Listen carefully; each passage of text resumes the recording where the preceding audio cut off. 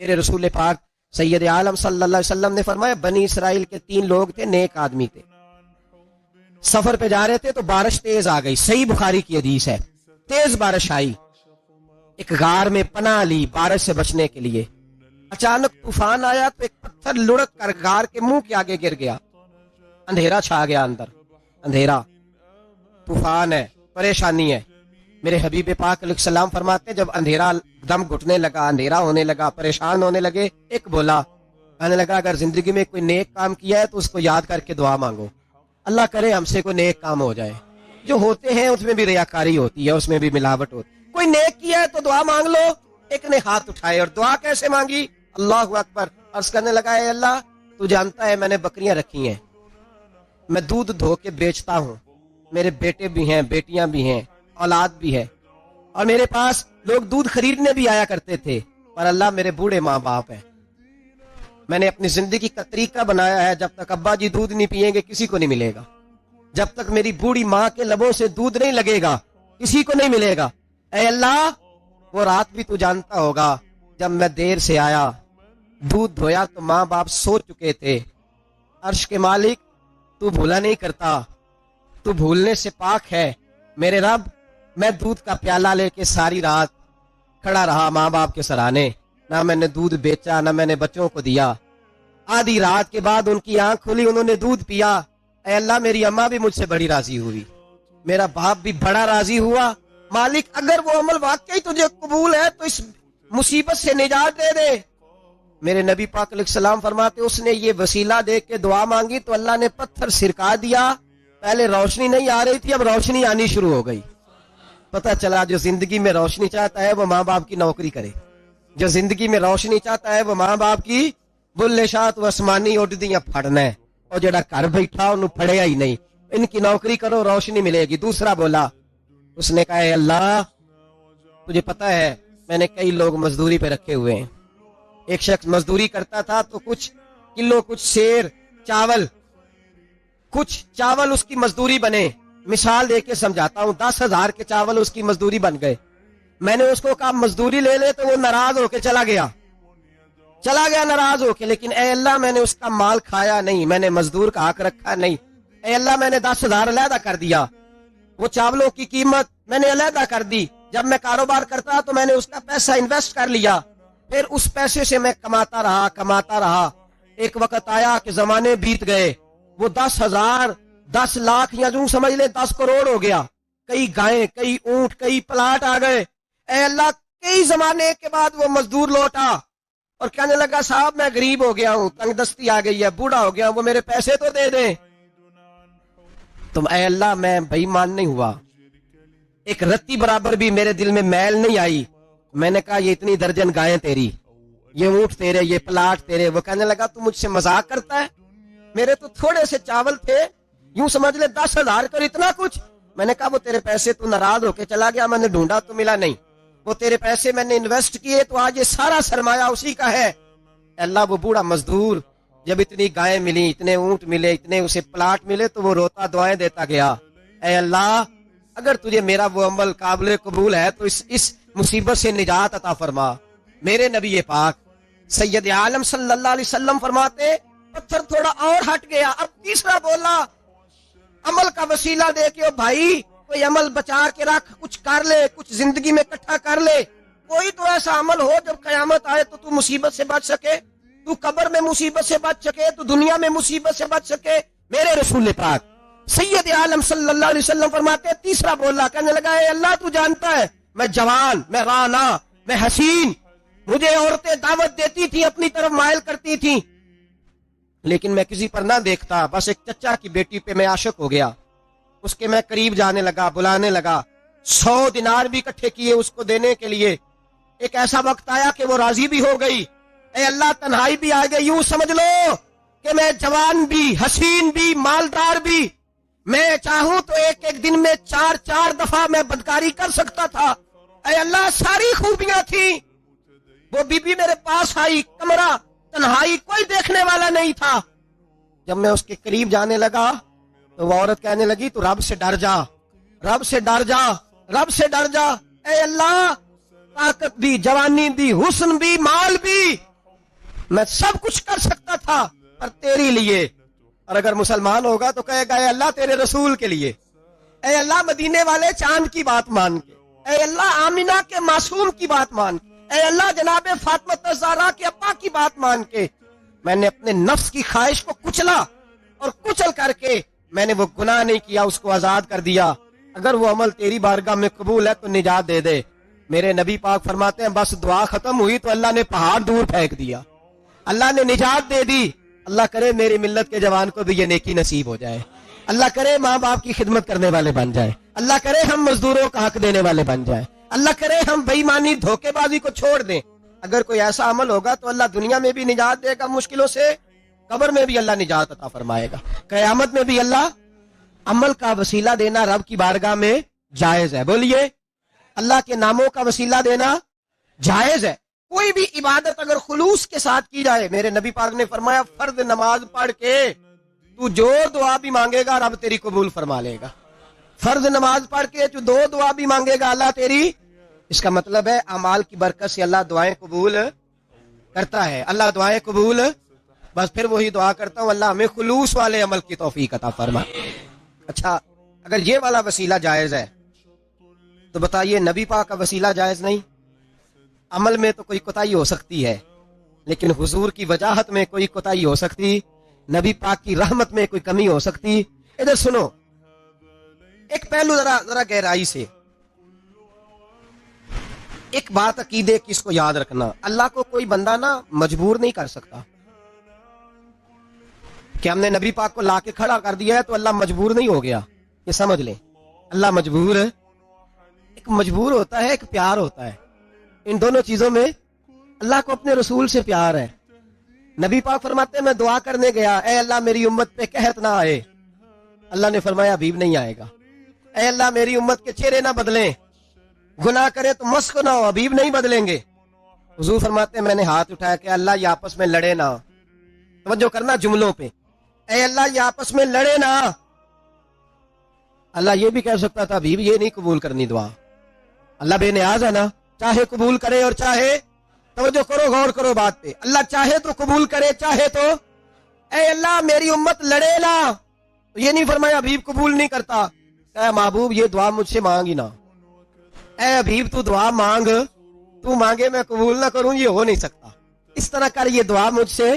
نبی پاک نے منافقین کے لیے دعا کرنی چاہیے کہ اے اللہ، اے مولا تو مہربانی فرما، اے اللہ کرم فرما، منافقین کو بھی بخش دے. تو میرے رسول پاک علیہ السلام فرماتے ہیں رب کریم نے مجھے منع کیا، اے محبوب یہ والی دعا، یہ دعا ہی نہ مانگ. یہ دعا اللہ کو کوئی مجبور کر سکتا، لیکن اگر اللہ پیار کرے تو بھائی دنیا داری کا چودھری صاحب کا، مولوی صاحب کا، پیر صاحب کا ایک عام مشہور مقولہ ہے، فلاں بندہ آ گیا تھا اس کو میں انکار نہیں کر سکتا تھا.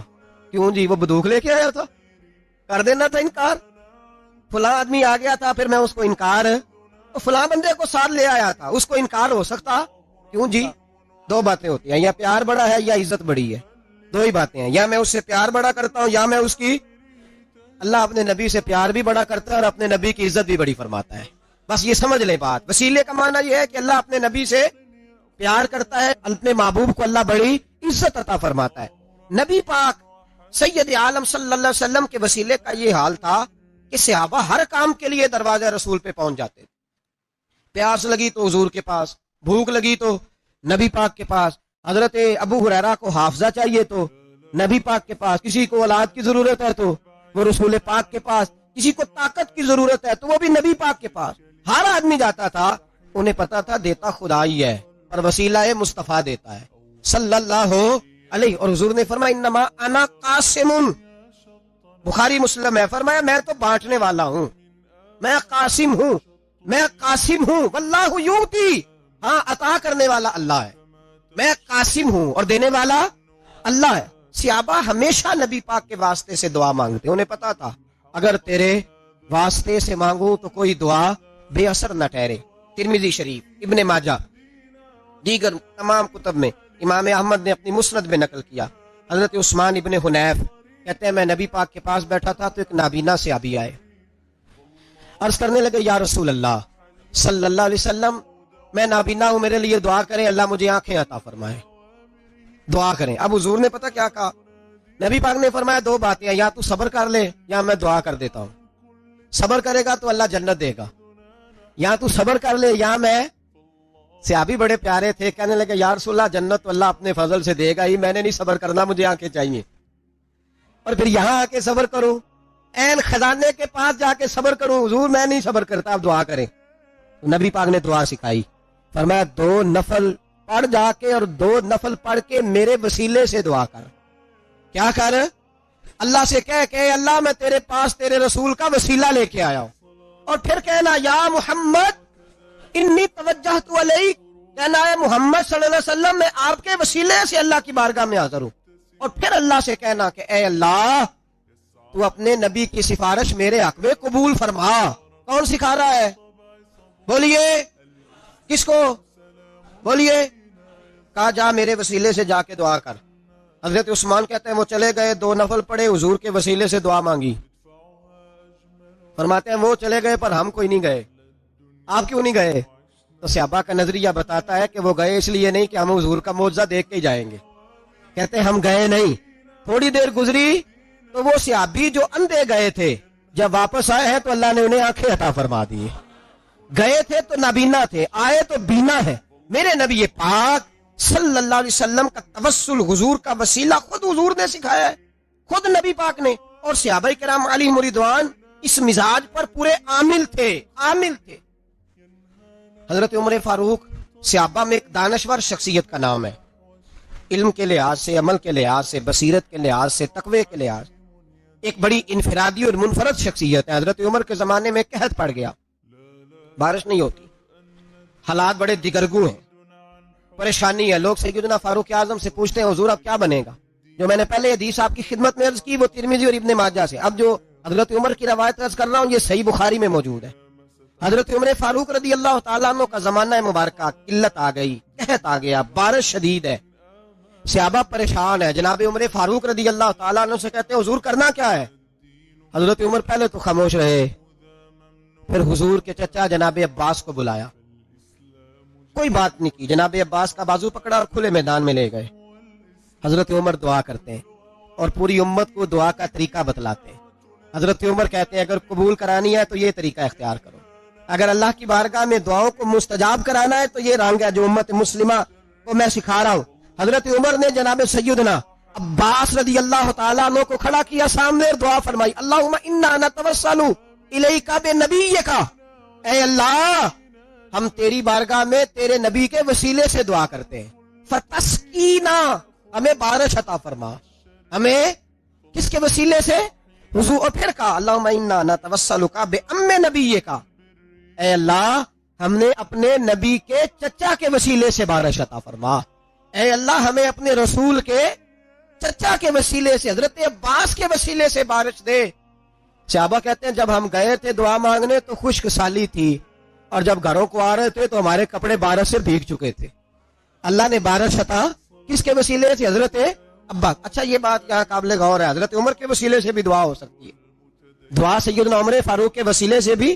لیکن حضرت عمر رضی اللہ تعالیٰ عنہ نے نبی پاک کے چچا، چونکہ حضرت عباس جب آیا کرتے تھے تو حضور کھڑے ہو کے استقبال فرماتے تھے آپ کو دیکھتا ہوں تو مجھے اپنے والد کی یاد آتی ہے. حضرت سیدنا عمر نے بتلایا کہ میں اس کو لے کے جا رہا ہوں جو نبی پاک کے زیادہ قریب ہے، جو حضور کے زیادہ قریب ہے، ان کے وسیلے سے دعا فرمائی. امت کو کیا درس دیا؟ فرمایا جو بھی حضور کے قریب ہو اس کے وسیلے سے دعا کرو، اللہ تمہیں آسانیاں نصیب فرمائے گا. اب ہمارا حال یہ ہے، انتشار ہے، اختلاف شک کی شک ہے، پریشانی. واضح حدیثیں موجود ہیں. میں آج ایک صاحب کو پڑھ رہا تھا، پتہ نہیں لوگ کیوں پریشانی کا شکار ہیں، کیوں لوگ اس آزمائش کا شکار ہیں. کہتے ہیں جی وسیلہ نہیں دینا چاہیے، سیدھا سیدھا نیک عمل کرو. او میرے بھائی، میں نے کہا کہ اللہ کسی وسیلے کا محتاج، اللہ محتاج نہیں، لیکن اس کی عادت ہے وہ وسیلے کو پسند فرماتا ہے. باریک بات مشکل ہوتی ہے لیکن موٹی بات تو سمجھ میں آنی چاہیے نا. کوئی شخص ایسا ہے جسے اللہ نے بغیر ماں باپ کے وسیلے کے پیدا کر دیا ہو، حالانکہ اللہ پیدا کرنے پہ قادر حضرت آدم کو کیا ہے نا، حضرت حوا کو، جناب عیسیٰ علیہ السلام کو بغیر باپ کے پیدا، لیکن یہ اس کی عادت، وہ جب پیدا کرتا ہے تو ماں باپ کے وسیلے سے پیدا کرتا ہے. پھر جب روزی دیتا ہے تو پھر بھی کسی نہ کسی، کیا اس نے حکم دے دیا؟ روزی کون دیتا ہے؟ تو اللہ کا یہ حکم ہے کہ کنڈی لگا کے اندر پنکھا چلا کے سوئے رہو، روزی پہنچ جائے گی؟ کہتا اور کوئی سبب پیدا کر، باہر نکل، محنت کر، وسیلہ بنا۔ جو آدمی کہتا ہے جی میں کپڑے سی بھی خود لیتا ہوں، استری بھی کر لیتا ہوں، دھو بھی لیتا ہوں، اس سے سوال یہ ہے کہ بنا بھی لیتے ہو؟ اس کا مطلب ہے اللہ نے بندوں کو بندوں کا محتاج، بندوں کے لیے بندوں کا وسیلہ اللہ نے رکھا ہے۔ ہماری یہ موٹی سی بات بھی عقل میں نہیں آتی، موٹی سی بات بھی کہتا جی نہیں ڈائریکٹ، او خدا کے بندے تھوڑا غور کر، دیتا اللہ ہی ہے اور دے گا بھی اللہ ہی، لیکن جو ذرائع، جو وسیلے، جو سبب اللہ نے ہمارے لیے مقرر کیے ہیں، ہم اس سبب کا انکار کر سکتے ہیں؟ شفا کون دیتا ہے؟ دوائی لینے کس کے پاس جاتے ہو؟ آپ اس طرح کریں نا، چپ کر کے گھر بیٹھیں، تسبیح پڑھیں، یا شافی الامراض، یا شافی الامراض، او شفا دینے والے، او شفا دینے والے، سارا دن وظیفہ پڑھیں، شفا کون دے گا؟ تو وظیفہ پڑھو چپ کر کے، دوائی لینے کیوں گئے ہو؟ لیکن اللہ کے حبیب کا ہی فرمان ہے کہ بیمار ہو جاؤ تو دوائی بھی کھاؤ، پرہیز بھی کرو۔ یہ سارے فرمان ہمیں بتاتے ہیں کہ وسیلہ لینا، وسیلہ دینا، یہ تو اللہ تبارک و تعالیٰ کا طریقہ مبارکہ ہے۔ لوگ اتنی سی بات کو نہیں سمجھتے، اور قرآن نے واضح طور پہ کہہ دیا وابتغوا الیہ الوسیلہ، اور سورہ بقرہ گھر جا کے کھولنا، آیت نمبر 99، 80 اور 9، 99 آیت پڑھنا۔ کفار نے، یہودیوں نے نبی پاک کی علامتیں پڑھ لی تھی تورات، زبور اور انجیل میں۔ اللہ کا قرآن کہتا ہے وَكَانُوا مِن قَبْلُ يَسْتَفْتِحُونَ عَلَى الَّذِينَ كَفَرُوا، فرمایا جب میرے نبی نہیں آئے تھے تو یہ یہودی میرے رسول کے وسیلے سے اللہ سے فتح مانگا کرتے تھے، اور جب یہ رسول کا وسیلہ دیتے تھے تو اللہ انہیں فتح عطا فرماتا تھا۔ امام حاکم نے مستدرک میں لکھا ہے، اور امام حاکم انہی شرطوں پر حدیثیں بیان کرتے ہیں جن شرطوں پر امام بخاری اور مسلم بیان کرتے ہیں۔ امام حاکم کہتے ہیں کہ نبی پاک صلی اللہ تعالی علیہ وآلہ وسلم کے وسیلے سے ہر چیز اللہ عطا کرتا ہے۔ جناب آدم علیہ السلام زمین پہ تشریف لائے تو 300 سال نگاہ اٹھا کے آسمان کی طرف نہیں دیکھا، شرم آتی ہے مجھ سے غلطی ہو گئی، اور پھر روتے رہے 300 سال۔ پھر اللہ فرماتے فَتَلَقَّىٰ آدَمُ مِن رَبِّهِ کلمات، پھر اللہ نے جناب آدم کو کچھ کلمے سکھائے جس کی برکت سے توبہ قبول کی۔ وہ کلمے کیا تھے؟ امام حاکم فرماتے ہیں وہ کلمے یہ تھے کہ جناب آدم کے دل میں اللہ نے ایک دن بات ڈالی، خود بات ڈالی اللہ نے دل میں۔ حضرت آدم کہنے لگے اے اللہ، جب میں نے آنکھ کھولی تھی تو جنت کے دروازے پہ میں نے لکھا ہوا دیکھا تھا لا الہ الا اللہ محمد رسول اللہ صلی اللہ علیہ، جنت کے ہر پتے پر، درخت پر میں نے لکھا دیکھا تھا لا الہ الا اللہ محمد رسول اللہ۔ تو جناب آدم کہنے لگے اے اللہ، وہ جو رسول جن کا نام تو نے جگہ جگہ لکھا ہے ان کے وسیلے سے ہی میری توبہ قبول فرما۔ تو رب کریم نے فرمایا اچھا حبیب کی بات کرتے ہو، چلو آدم فتاب علیہ انہ هو التواب الرحیم، جا میں نے تیری توبہ قبول کی، میں ہوئی بڑا مہربان، میں ہوئی بڑی توبہ قبول کرنے والا۔ شیخ سعدی فرمایا کرتے تھے اگر تیرے باپ کی توبہ، جناب آدم کی توبہ مصطفیٰ کے وسیلے سے قبول ہوتی ہے، تو کیوں انکاری ہو گیا ہے؟ تو کیوں انکاری ہو گیا؟ کیوں نہیں حضور کا وسیلہ مانگتا؟ میرے نبی پاک سید عالم صلی اللہ تعالی علیہ، لوگ بڑی ڈٹائی سے انکار کرتے ہیں، بڑی دلیری سے انکار کرتے ہیں۔ او خدا کے بندو، یہ وسیلہ تو بڑا ضروری ہے، یہ وسیلہ تو بڑا قیمتی ہے۔ میرے نبی پاک صلی اللہ تعالی علیہ وآلہ وسلم نے خود یہ وسیلہ سکھایا۔ صحابہ اس کے قائل تھے۔ حضرت عائشہ صدیقہ کے پاس لوگ آئے، آ کے عرض کیا اے اماں جی بارش نہیں ہوتی، قحط پڑ گیا ہے۔ اس بات کو نا ذرا دل کی گہرائیوں سے سننا۔ مسجد نبوی ہے، مسجد نبی کے ساتھ ادھر دیکھیے گا ذرا، یہ مسجد ہے، مسجد کے ساتھ حضور کی قبر ہے، ساتھ حضرت عائشہ کا حجرہ ہے، پہلے حضرت عائشہ پھر حضور کا روزہ، پھر آگے بولتے جائیے آگے کیا ہے، چاہیے تھا نا سیدھے مسجد جاتے۔ حضرت عائشہ کے پاس آئے، توجہ کرنا میری بات، اماں جی بارش نہیں ہوتی کیا کریں؟ اماں جی نے مسجد نہیں بھیجا، کہنے لگی اس طرح کرو حضور کے دروازے پہ جاؤ، اور جا کے نا نبی پاک جہاں دفن ہے وہاں تھوڑی سی نا جو حضور کے سر والی جگہ نا قبر پہ، وہ چھت تھوڑی سی کھول دو، چھت کھول دو۔ صحابہ کہتے ہم گئے جہاں حضور کی قبر انور تھی، حضور آرام فرماتے، سرانے والی سائڈ سے تھوڑی سی چھت کھولی، ابھی کھولی تھی اللہ نے فوراً بارش عطا فرما دی، فوراً۔ کہتے ہیں جب بارش ہوئی تو ہم مسجد میں شکرانے کے نفل پڑھنے چلے گئے، حضرت عائشہ کے وسیلے پہ، روضہ رسول پہ، اور روضہ رسول کے وسیلے سے اللہ کی یہ طریقہ تو ہمیں صحابہ سکھا رہے ہیں۔ خدا خدا کا یہی ہے در، نہیں اور کوئی مفر مکر، جو وہاں سے ہو یہیں آ کے ہو، جو یہاں نہیں تو وہاں نہیں. صحابہ تو دروازے رسول پہ جا رہے ہیں, ایک بار نہیں بار بار جا رہے ہیں. وہ اکڑ کے پھر رہا ہے, اکڑ کے پھر رہا ہے. بڑی ضروری ہے یہ بات کرنی, بڑی ضروری, اور یہ بات آپ کے لیے سیکھنی, ذرا غور کریں. شیطان کی غلطی کیا ہے پتہ ہے آپ کو؟ اللہ کو نہیں مانتا تھا. شیطان کی غلطی کیا تھی بولے؟ کس کو ہے؟ لا الہ الا اللہ کو نہیں مانتا تھا, اللہ کو نہیں مانتا تھا. نہیں تو پتہ نہیں نہ اس گل کا. تو میں تمہیں اگر پوچھا نا اج دی خبر کی یہ تازی, اور تمہیں پتہ ہے بھائی اس کو بھی سمجھیں, یہ عقیدہ ہے, یہ ایمان ہے, میری منت ہے, اس کو سمجھ لو, یہ کام آئے گا. یہاں عجیب رٹا ہے, یہاں لوگ معاذ اللہ تبارک و تعالی اللہ کا نام لے کے در رسول سے دور کر رہے ہیں. بہت بڑا دھوکہ ہے, بہت بڑی زیادتی ہے, امت کے دلوں پر خنجر چلتا ہے. اور میرا تو کلیجہ پھٹتا ہے جب میں ایسی تحریریں پڑھتا اور سنتا. یار تو کیا بیان کر رہا ہے؟ ڈر اللہ سے مرنا نہیں, نبی پاک کو منہ نہیں دکھانا, تو کیا کر رہا ہے؟ بتا نا شیطان کی غلطی کیا تھی. وہ تو صاف ستھری بات کر رہا تھا, یا اللہ ایک نہیں تو لاکھ سجدہ کرا میں تجھے کرتا ہوں. اللہ نے فرمایا ادھر آنا, میرے میرے میرے محبوب کو سجدہ کر. کہنے لگا نہیں کرتا. فرمایا فخرج فإنک رجیم, نکل جا تو لعنتی ہے. جو حضرت آدم کا وسیلہ نہ مانے وہ لعنتی ہے, اور جو روزہ رسول پہ کھڑا ہو کے کہے میں نبی کو وسیلہ نہیں مانتا, جو دروازے رسول پہ پہنچ کے کہے میں نبی پاک کو وسیلہ نہیں مانتا, جو مصطفیٰ کے وسیلہ ہونے کا انکار کرے. تو کہتا ہے کہ دنیا میں وسیلہ نہیں مانتا, اللہ تو قیامت کے دن بھی کہتا ہے جو مصطفیٰ کے پاس سے ہو کے آئیں گے میں بخش دوں گا. شفاعتی لعل الکبائر من امتی, حضور فرماتے ہیں موٹے موٹے گناہگار آتے جائیں گے, کالی کملی کے نیچے چھپاتا جاؤں گا, جنت میں بھیجتا جاؤں گا. وہاں قیامت میں تیری معافی نہیں ہو رہی, تو یہاں نہیں مان رہا. بریلی کے امام فرماتے ہیں آج لے ان کی پناہ, آج مدد مانگ ان سے, کل نہ مانیں گے قیامت میں اگر. اور دیکھ تو کہتا ہے میری نمازیں, میرے روزے, میری زکاتیں, میرا جہاد کام آئے گا. سن حضرت عبد الرحمن ابن عوف, صحابہ میں سے تگڑا آدمی, اتنا بڑا شخص, اتنا بڑا آدمی جس کے پیچھے میرے رسول نے نماز ادا فرمائی ہے.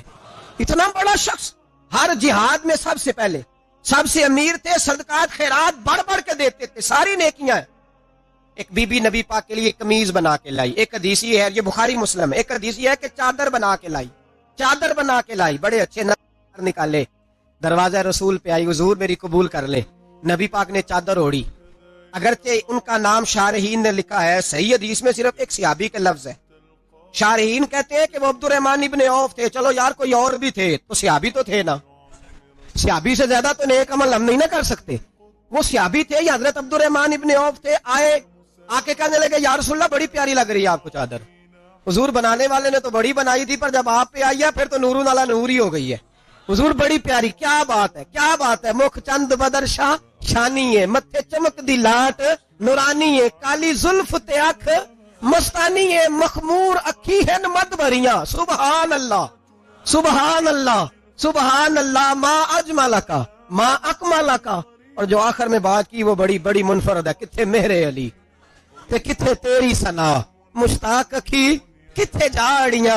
پھر کہنے لگے کوئی مثل نہ ڈھولن دی, تو چپ کر مہرے علی ایتھے جا نہیں بولن دی, تو چپ کر مہرے علی ایتھے جا نہیں. لم جاتی نظیر کا فی نظر مثلے, تو نشد پیدا جانا ایتھے جا نہیں بولن دی. جناب عبد الرحمن, حضور کیا بات ہے. والضحیٰ واللیل اذا سجا, حبیب کیا بات ہے. حضور نے فرمایا تجھے اچھی لگ رہی ہے؟ کہا حضور بڑی اچھی لگ رہی ہے, قربان جاؤں, کون دیتا ہے دینے کو منہ چاہیے, دینے والا ہے سچا ہمارا نبی. حضور نے فوراً چادر اتاری, کا عبد الرحمن لے لو. دے کے حضور چلے گئے. صحابہ گرد کٹھے ہوئے, محفل کا رنگ ہی بدل گیا. تھوڑی دیر پہلے مسکراہٹ تھی, ایک صحابی غصے سے بولے, کہنے لگے عبد الرحمن یار تو تگڑا بندہ ہے, تو چاہے تو ابھی باہر جا کے 100 چادر اس طرح کی خریدے. حضور تو کسی کی قبول ہی نہیں کرتے, بڑی مشکل سے کسی کی چیز لیتے ہیں, غریب کا خیال رکھتے ہیں. حضور نے قبول کر لی تھی تو تو عجیب آدمی ہے, تو نے مانگ لی, یہ خیال نہیں آیا. پہلے مسکراہٹیں تھیں جب حضور اور جناب عبد الرحمن, اب سنجیدگی آئی. اب سنجیدگی کے فوراً بعد جب صحابی نے سوال کیا تو محفل میں آنسو آ گئے. حضرت عبد الرحمن رو پڑے, نمازیں بھی ہیں, جہاد بھی ہے, اور فخر نہیں کسی بات پہ رو پڑے. کہنے لگے بے لیا تیرا کیا خیال ہے, میں نے اوڑھنے کے لیے لی ہے, پہننے کے لیے لی ہے؟ فرمانے لگے نہیں, اللہ کی عزت کی قسم, میں نے تو اس لیے لی ہے جب مروں گا تو گھر والوں کو کہوں گا مجھے نبی پاک کی چادر میں کفن دینا. اٹھانا بخاری پڑھنا, हुजूर की चादर में कफन देना, इसलिए कि मुझे पता है जब मुस्तफा की चादर ओढ़ के जाऊंगा तो अल्लाह बेहिसाब ही बख्शिश फरमा देगा। तू नबी पाक के वसीले का कायल नहीं, यहां चादर की बात हो रही है।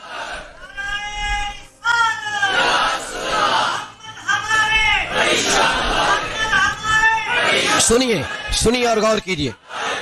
हजरत मौला अली शेर खुदा रदी अल्लाह, उनकी अम्मा ने ना हुजूर से बड़ा प्यार किया।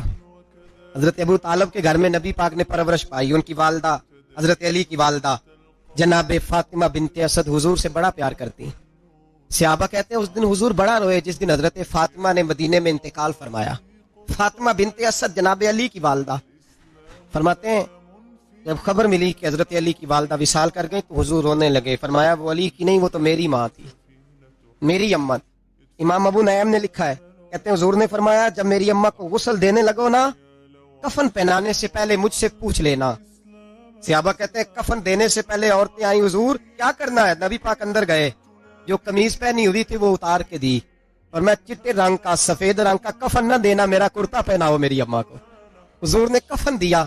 हजरत अबू जर गिफारी फरमाते जब जनाजा पढ़ लिया ना तो नबी पाक फरमाने लगे कब्र सही बनाई है तुमने? हुजूर सही बनाई है। फरमाया नहीं लगता नहीं। फरमाते हैं ये कहते कहते मेरे नबी कब्र में उतर गए, मेरी आंखें बरस पड़ी।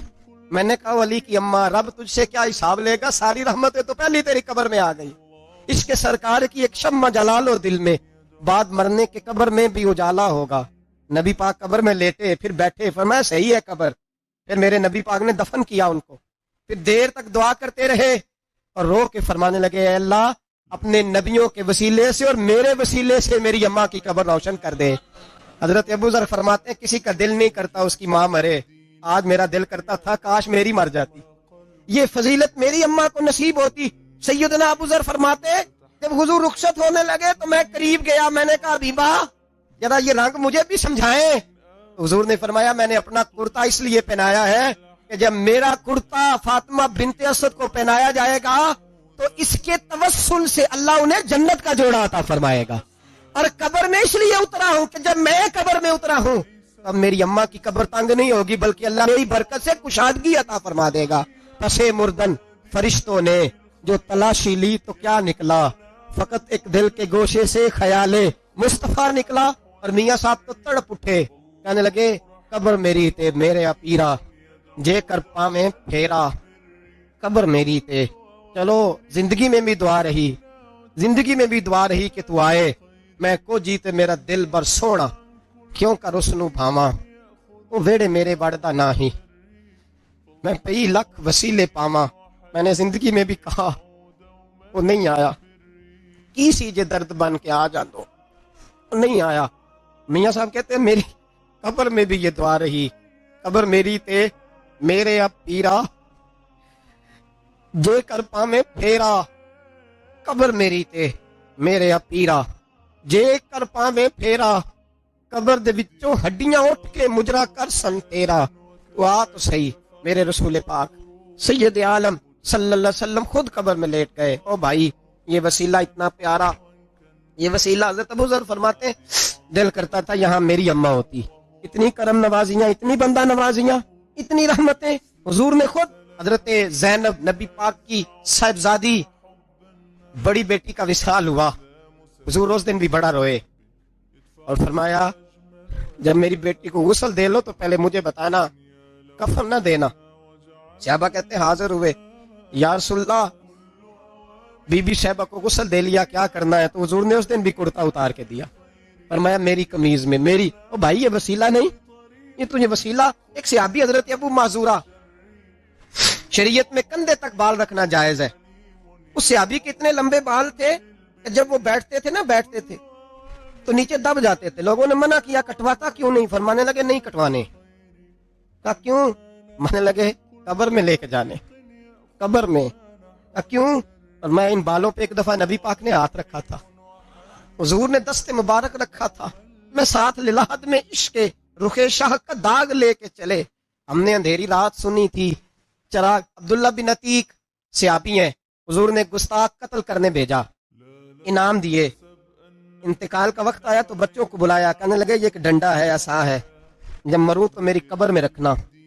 अब्बा जी سنا نہیں کبھی کسی نے ڈنڈا قبر میں رکھا ہو عصا، آپ کی قبر میں کیوں رکھے؟ فرمایا بیٹا تمہیں پتہ نہیں، یہ معمولی نہیں، یہ وہ ہے جو میرے رسول نے مجھے دیا تھا، یہ میری قبر میں، قبر میری تے میرے اب پیرا جے کر پاویں پھیرا، قبر دے وچوں ہڈیاں اٹھ کے مجرا کن سن تیرا، اسے مردن فرشتوں نے جو تلاشی لی تو کیا نکلا، فقط ایک دل کے گوشے سے خیالے حضرت انس بن مالک کہتے ہیں مر جاؤں تو حضور کے منہ مبارک میری زبان کے نیچے رکھ دینا۔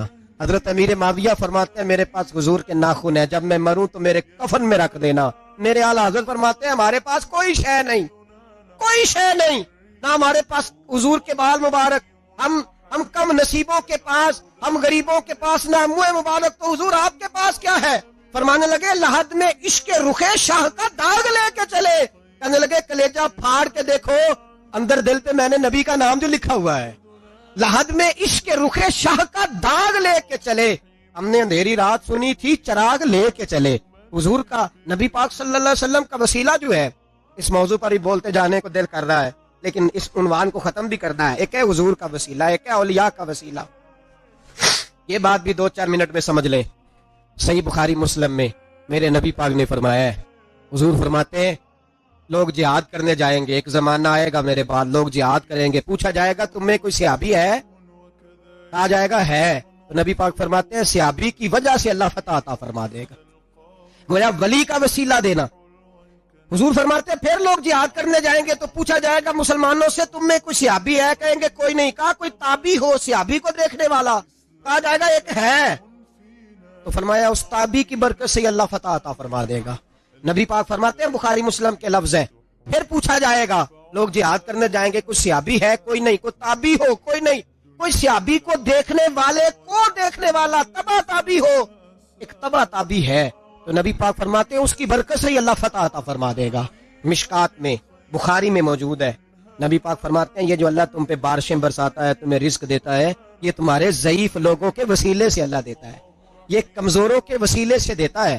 مشکات میں لفظ ہے، نبی پاک نے فرمایا 40 ابدال ملک کے شام میں ہوتے ہیں، جو عذاب تم سے دور رہتا ہے ان کی وجہ سے رہتا ہے، جو تم پر بارشیں برستی ہیں ان کی وجہ سے برستی ہیں۔ وہ کوئی بیٹھا ہوا مجھے دور دعا دیتا ہے، میں ڈوبتا ہوں پر سمندر اچھال دیتا ہے۔ شیخ سعدی فرمایا کرتے تھے میری زندگی میں جتنی بلائیں ٹلی ہیں میرے شیخ کے وسیلے سے ٹلی ہیں، میں اس کی چھتری کے نیچے رہتا ہوں، کرم مجھ پہ برستا رہتا ہے۔ اتنی حدیثیں سنا کے ایک واقعہ سنانا تو بنتا ہے کہ نہیں بزرگوں کا؟ میں چونکہ جب عقیدے کا موضوع ہوتا ہے تو میں نیچے نہیں اترتا، میں قرآن و سنت کے عین بیچ رہتا ہوں۔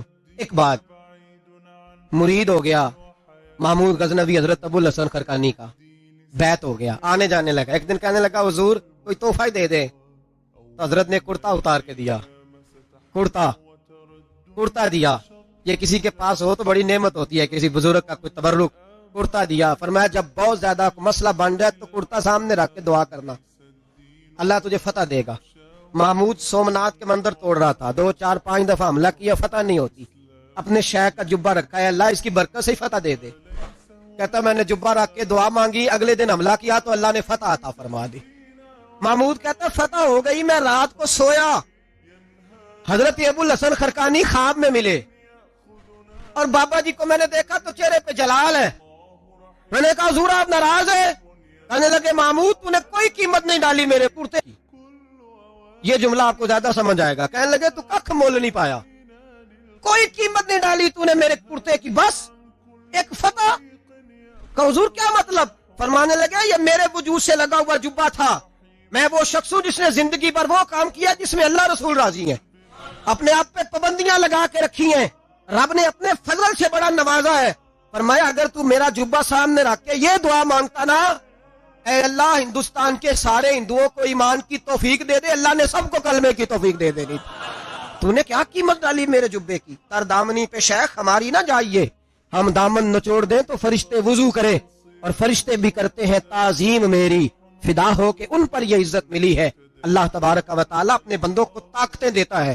مسئلہ یہ ہے آج بہت سارے لوگ تو انکار کرنے لگے ہیں، اور ہم جو اہل ہیں، ہمارا جن کا عقیدہ ہے، جنہیں اللہ نے خوش عقیدگی عطا فرمائی ہے، وہ بھی بہانوں کا شکار ہے، بہانوں کا شکار ہے۔ کر لیتے ہیں، دیکھ لیتے ہیں، اللہ والوں سے دوستی لگائیں، ان کا قرب اختیار کریں، ہر دعا ہر التجا نبی پاک کا وسیلہ شامل حال رہنا چاہیے۔ اگر تیرے واسطے سے مانگوں کوئی دعا بے اثر نہ ٹھہرے، نبی پاک کا وسیلہ دو گے تو ہر جگہ اللہ کامیابی عطا فرمائے گا. اور ہمارا تو عقیدہ یہ ہے کہ قبر حشر میں بھی بچیں گے تو رسول اللہ کے وسیلے سے بچیں گے. ایک عورت عراق سے آئی، اس کی 5 یتیم بچیاں تھیں تو اسے ضرورت تھی وظیفے کی. اس نے آ کے پوچھا حضرت عمر بن عبدالعزیز کا گھر کہاں؟ تو لوگوں نے فرمایا وہ سامنے جو ٹاٹ اور بوریے کا پردہ لٹک رہا ہے وہ عمر بن عبدالعزیز کا گھر ہے. دروازے پہ دستک دی تو ایک عورت اندر برتن دھو رہی تھی. پوچھا السلام علیکم، امیر المومنین سے ملنا ہے. وہ کہنے لگی اس درخت کی چھاؤں میں بیٹھ جاؤ، ابھی تشریف لاتے ہیں. تھوڑی دیر گزری تو حضرت عمر بن عبدالعزیز آئے تو کنویں سے پانی نکال کے نا، سین میں کنواں تھا تو جو جگہ میں مٹی اڑ رہی تھی نا، گرد اڑ رہی تھی، ہوتا ہے نا عصر کے بعد لوگ پانی پھینکتے ہیں، وہاں پانی پھینکنے لگے، چھڑکاؤ کرنے لگے. تو تھوڑی تھوڑی باتیں وہ خاتون آپ سے کرنے لگی. تو وہ جو عورت آئی تھی نا، وہ کہنے لگی تم غلام سے باتیں کر رہی ہو، تمہیں پردہ کرنا چاہیے. کہنے لگی یہ غلام نہیں، یہ میرے شوہر ہیں اور یہ امیر المومنین عمر بن عبدالعزیز ہیں. کہنے لگی یہ عمر بن عبدالعزیز ہے؟ کہا ہاں یہ عمر بن عبدالعزیز ہے. تو وہ خاتون حاضر ہوئی، کھجوریں اس کو دی گئیں کھانے کے لیے. اس نے کہا حضور میری 5 یتیم بیٹیاں ہیں، مجھے وظیفہ چاہیے. جناب عمر بن عبدالعزیز نے ایک بیٹی کا نام پوچھا، ولدیت پوچھی، وظیفہ لکھا. عورت کہنے لگی اللہ تیرا شکر ہے میری بچی کا وظیفہ لگ گیا. دوسری کا نام پوچھا، ولدیت پوچھی، عمر پوچھی، وظیفہ لگایا. اللہ تیرا شکر ہے میری یتیم بچی کا وظیفہ. 4 بچیوں کے وظیفے عمر لکھتے رہے. خاتون اللہ کی حمد کرتی رہی. 5ویں کا لکھنے لگے تو کہنے لگی میں نے زمانہ بڑا دیکھا ہے پر عمر بن عبدالعزیز تیری طرح کا بندہ نہیں دیکھا. اب فرمانے لگے اب میں 5ویں کا وظیفہ نہیں لکھتا. 4 کا وظیفہ جا کے گورنر سے منظور کرا لے اور 4 کو کہنا تھوڑا تھوڑا 5ویں کو بھی دے دے. حضور کیوں نہیں لکھتے؟ فرمایا جب تک تو حمد کے لائق رب کی حمد کر رہی تھی میں وظیفے لکھ رہا تھا، اب تو نے میری تعریفیں شروع کر دی. اپنی تعریف پر کیسے وظیفہ لکھوں؟ وہ تو حمد کے لائق ہے، اس کی حمد ہونی چاہیے، لیکن میں اپنی تعریف پر، اپنی خوشامد پر میں نہیں لکھتا. جا اللہ تعالیٰ تیرے لیے بہتری کرے. وہ خاتون کہتی ہے میں وہاں سے آئی، مجھے مہینوں لگ گئے، سفر لمبا تھا. عراق پہنچی تو عراق کے گورنر کو جب میں نے وہ رکا دیا تو ان کی چیخیں نکل گئی، تڑپ کے روئے. میں نے کہا کیا ہوا؟ کہنے لگی بی بی جس نیک آدمی نے تجھے یہ لکھ کے دیا تھا نا، چند دن ہوئے ان کا انتقال ہو گیا. عمر بن عبدالعزیز پردہ فرما گئے. وہ خاتون پھر روئی، کہنے لگی یتیم بیٹیوں کا اب کیا بنے گا، اس رکے کا کیا بنے گا؟ تو آپ فرمانے لگے بی بی جب امیر عمر بن عبدالعزیز جیسا ہو تو گورنروں کو بھی اللہ کچھ توفیق دے ہی دیتا ہے. اگر انہوں نے تیرا وظیفہ زندگی میں لکھا تھا تو فکر نہ کر، جب تک میں زندہ رہوں گا وظیفہ پہنچتا رہے گا.